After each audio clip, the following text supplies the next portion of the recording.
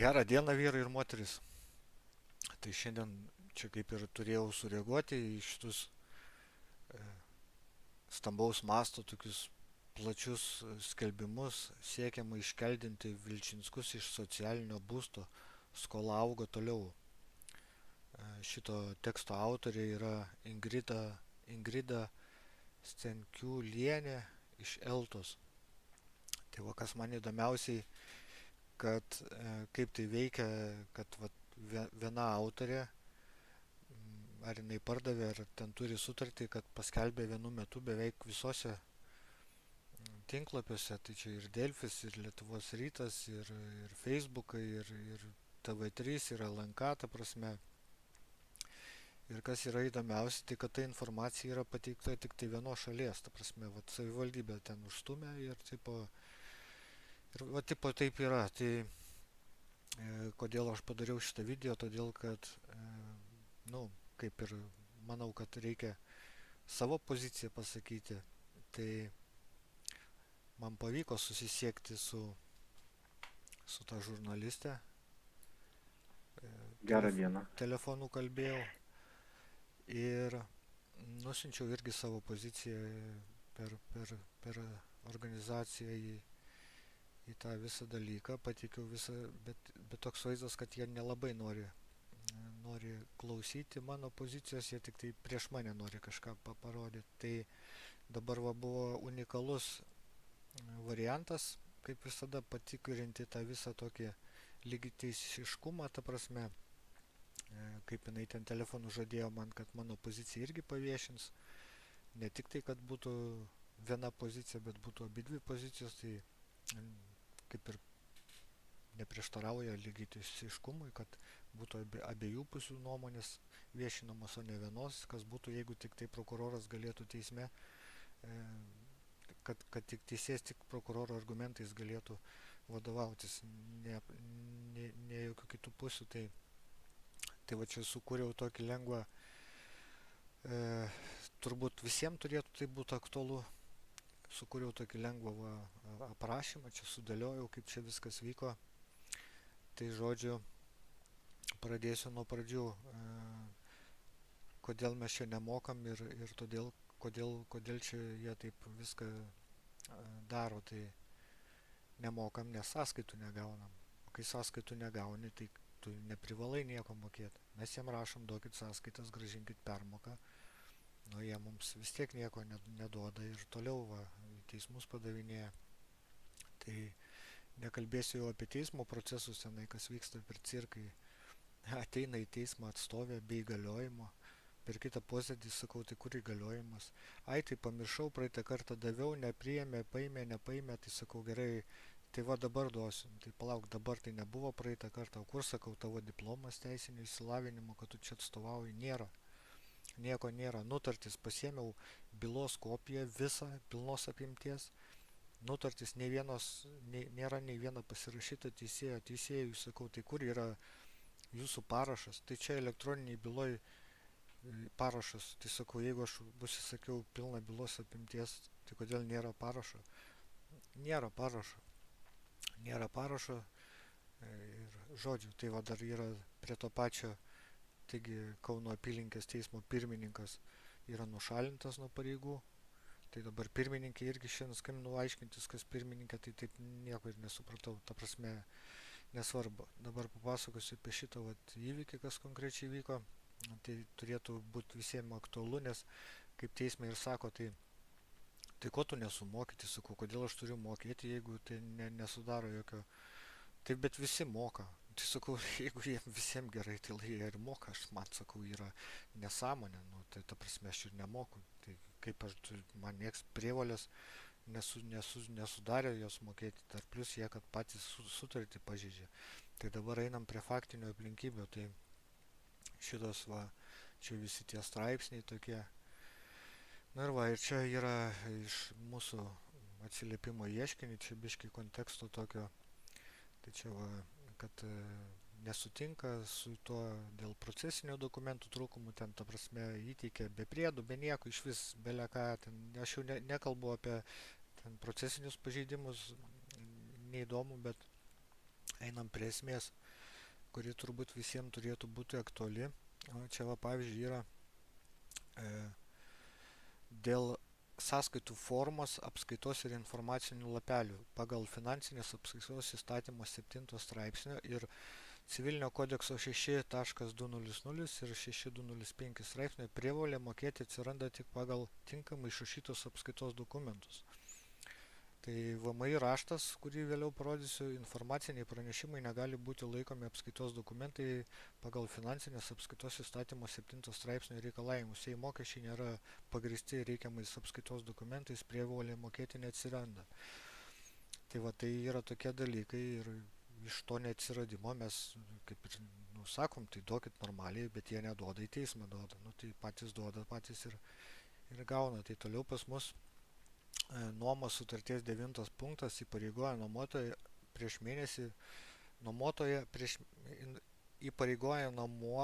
prieš mėnesį pateikti nuomos mokesčio pateikimą sąskaitoje, ko nebuvo padaryta.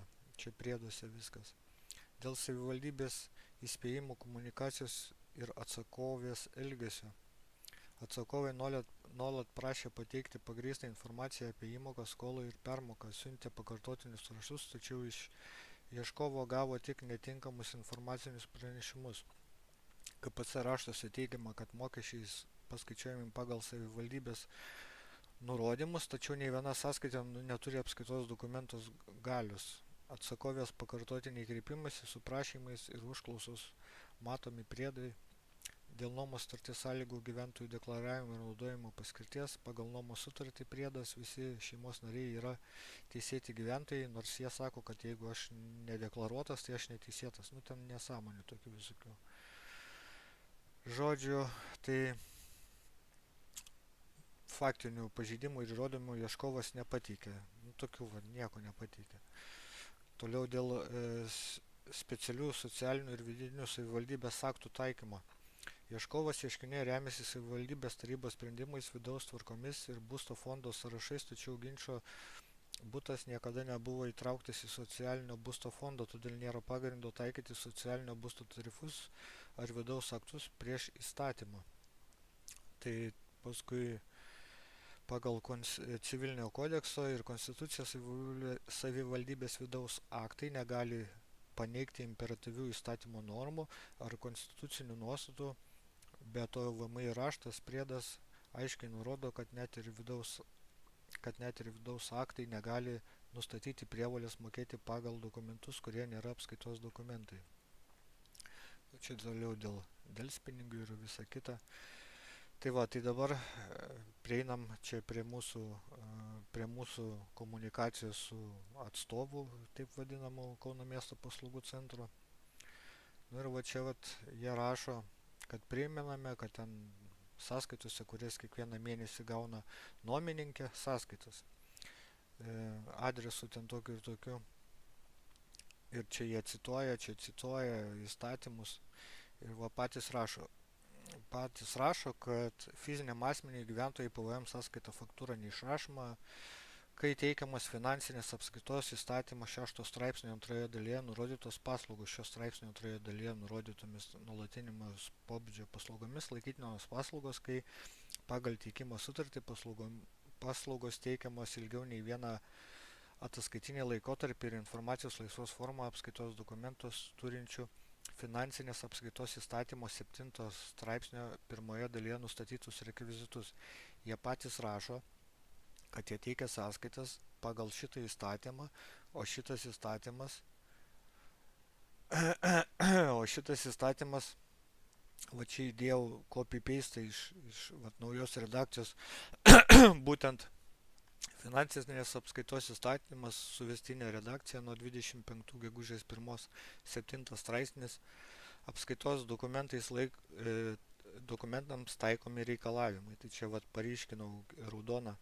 Apskaitos dokumento pavadinimas ir apskaitos dokumento gavėjo pavadinimas, vardas, pavardė, juridinio asmens kodas išskyrus atvejus, kai pagal mokesčių įstatymus ar jų pagrindų priimtus teisės aktus ši informacija neprivaloma. Ši informacija yra neprivaloma, nurodyta 9 punkte šiame straipsnėje nurodyta apskaitos dokumentuose privaloma informacija neprivaloma užsienio subjektų rengiamiems apskaitos dokumentams. Tai jie nėra užsienio subjektai ir jie privalo rengti tai. Tai va, žodžiu, gaunasi va tokia va informacija ir va čia va, kaip matom, jų pateiktos sąskaitos. Tai ta prasme, aš čia nesuprantu, čia sąskaitos gavėjas yra Kauno paslaugų centras, ar jisai sąskaitos davėjas, čia kažkokia viena sąskaita, prie ko čia ta sąskaita, kur čia ta sąskaita. Čia nieko nėra. Net nėra banko sąskaitos, į kurį mokėti. Ta prasme, prirašyta nesąmonių, gavėjo nėra, kas gavėjas. Klausiau per teismą atstovės, kas yra gavėjo sąskaitos, sako, tai adresas. Sakau, adresas priklauso kam? Sako, savivaldybė. Tai sakau, kodėl jūs nesiunčiate tada savininkui, jeigu jau taip. Nu ir gaunasi toliau va čia šitus visus va dalykus nusiuntė į VMI ir pareikalavo paaiškinti, ar tai atitinka apskaitos dokumentą. Tai šitie visi dokumentai buvo pateikti ir buvo gautas atsakymas oficialus valstybinė mokesčių inspekcija, kur rašo, atsižvelgiant išdėstytą mūsų nuomonę, kadangi paklausime pateiktų atveju PM sąskaitos faktūros gali būti neišrašomos, tai pridėti dokumentai gali būti laikomi informaciniais pranešimais. Informaciniai pranešimai nesukelia prievolės mokėti. Čia viskas parašas yra, visa kita. Nu ir čia dabar dėl socialinio būsto. Tai yra Kauno miesto savivaldybės būsto fondų sąrašas, čia adresas tas yra būtent tam sąraše, o savivaldybės socialinio būsto fondo sąraše šito adreso nėra. Tai tas tarifas čia neaiškus ir visa kita. Nu ir va čia yra sutarties 9 punktas informuoti nuomininką prieš 1 mėnesį nuomos mokesčių dydžio pakeitimą. Ši informacija pateikiama gyvenamųjų patalpų nuomos sąskaitoje tam tikroje vietoje. Tai va, paskui dar yra siūstas Tadui Metalioniui, čia jisai, kaip suprantu, yra savivaldybės administracijos direktorius, gerbiamas miesto savivaldybės administracijos direktoriau, vadovaujantis Lietuvos Respublikos civilinio kodekso finansinės apskaitos įstatymo bei Kauno miesto savivaldybės tarybos sprendimais, prašau paaiškinti būsto nuomos administravimo bei neteisėto nuompinigių surinkimo į privačios įmonės UAB Kauno miesto paslaugų centras, toliau KMPC sąskaita, faktinės aplinkybės ir teisinis pagrindas. Pagal Kauno miesto savivaldybės tarybos 22.7 sprendimą patvirtinta turto nuompinigių tvarkos apriša 21 punktą. Nuompinigiai už savivaldybės turto ir patikėjimo teisę valdo savivaldybės institucijos, įstaigos, organizacijos pervadimi į savivaldybės biudžetą. KPC neturi turto paveldėjimo teisės, vis dėlto KMPC renka nuompinigius už būstus į savo privačios sąskaitas. Čia nurodyta sąskaita. Iš gyventojų renka lėšas pasitelkdamas laisvos formos mokėjimo formos, kurios nėra sąskaitos faktūros ir kiti privalomi apskaitos dokumentai pagal finansinės apskaitos įstatymo 7 straipsnį. Nesugebėjo paaiškinti, kada ir kaip konkretus butas įgijo socialinio būsto statusą, nurodydamas tai gyventojo kompetencijai. Sutarties pažeidimas pagal tokių metų pasirašytą sutartį tarp savivaldybės ir KPC. Įsipareigojo teikti savivaldybės gyvenamosios patalpos nuomos mokesčio sąskaitas, tačiau faktiškai jų neteikė. Tai yra sutartinių įsipareigojimų nevykdymas pagal CK straipsnį, kuris įpareigoja sutartį vykdyti sąžiningai, tinkamai ir laikantį šalių priimtų pareigų. Reikalavimai. Nurodykite, kokiu pagrindu Kauno miesto paslaugų centras renka lėšas už būsto nuomą į savo sąskaitą. Paaiškinkite, kodėl gyventojams nėra pateikiamos nuomos sąskaitos faktūros ar kiti apskaitos dokumentai, nors to reikalauja tiek finansinės apskaitos įstatymas, tiek sutartis su KMPC. Patvirtinkite arba paneikite, ar mokėjimų surinkimas į KPC sąskaitą ir jų Pervedimas į savivaldybės biudžetą neprieštarauja savivaldybės turto tvarkos aprašo 21 punktui. Prašau atlikti vidaus auditą dėl minėtų nuomos administravimo veiksmų teisėtumo ir pateikti jo rezultatus. Atsakymo jokio nebuvo gauta. Nu va, tai čia tokia va mano pozicija į visą šitą nesąmonę, o tų tekstų autorė, kaip sakyt, kur vienu metu išplatino visą tą informaciją, tai susisiekiau su ją, jinai pati paskambino, nes kažkaip viešai jos nei numerio nieko nėra, nesupratau ko, ir tai čia yra Delfis, vėlgi Delfis kišo savo trigrašį, tai vat įdėsiu fragmentą iš pokalbio su ją. Gerą dieną. Čia su panu Mindaugu taip kalbuosi. Taip. Aha, čia jums skambina Ingrida Stenilienė, jūs manęs ieškojot, mačiau. Tai va, Taip, mačiau, jūs publikavote tenai savivaldybės poziciją dėl tos bylos, taip vadinamos iškeldinimo. Taip. Tai dabar, nežinau aš jūsų to elektroninio pašto, bet perdavėm, kad persiųstų informaciją jūsų redaktoriai, ten pridėjom tą visą poziciją. Ir...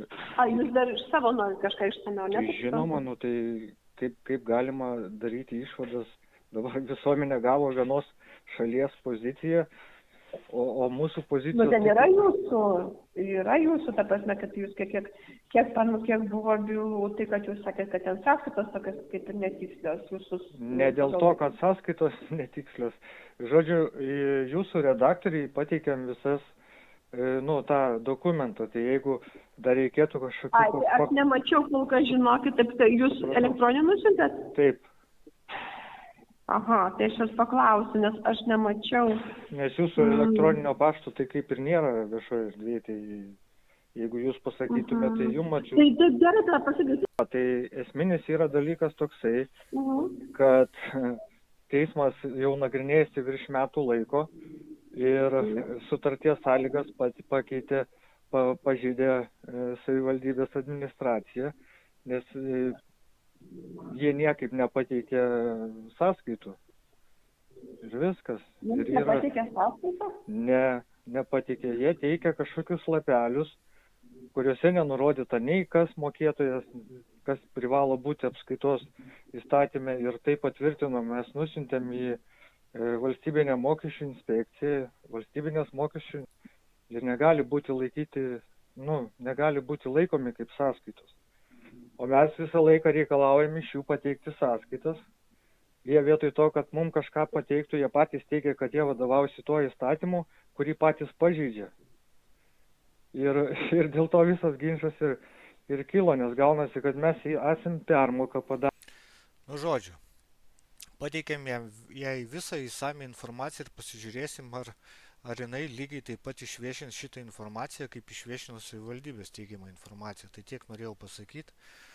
Ir kitą laidelę padarysiu apie ten tas visokias vaikų teisės, nes dar yra čia tokių visokių cirkų. Tai va, tai tiek ir norėjau pranešti. Ačiū visiems, kas žiūrit, kas palaikot. Rekomenduoju prenumeruoti, nes bus labai įdomių žinių. Pateiksiu labai svarbių dalykų. Ir tai lies kiekvieną, nes kiekvienam tai aktualu. Tiek, aplamai, kam rūpi kažkas į priekį, tam turėtų būti aktualu. Tai tiek, dėkui visiems, kas žiūrėjot. Iki sekančio karto.